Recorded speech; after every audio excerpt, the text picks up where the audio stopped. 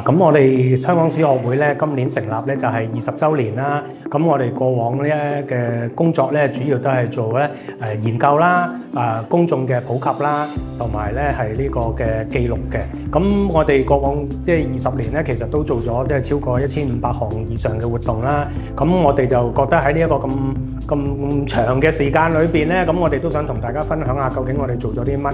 咁其中一樣咧就係將我哋咧係出版嘅書刊啦。咁我哋想藉着呢一個機會咧，同大家分享。個最主要嘅原因咧，就係由我哋成立開始啦。咁我哋嘅即係創辦人之一係蕭國健教授。咁由佢1977年開始咧，係正式出第一本書，係研究香港歷史之後咧，咁一路去到而家呢一年啦。咁我哋都可以話兩代人咧，咁超過140本嘅書刊裏邊咧，其實都睇到香港史裏邊一啲研究嘅方向嘅。咁包括咗就係我哋香港史係一個年青嘅科目啦。咁我哋想即係話我哋有需要咧，其實係喺呢方面繼續努力做多啲嘅研究，去奠定咧香港史嘅呢一個概念啦。咁另外亦都係包括我哋有一啲歷史文獻嘅記錄啦。咁另外仲有咧就係我哋香港雖然成日都講話背靠祖國就面向世界啦。咁喺個過程裏邊咧，其實我哋唔可以淨係單單淨係講香港嘅。其實我哋周邊嘅地方啦、亞洲啦等等咧，其實兩個都有好密切嘅關係。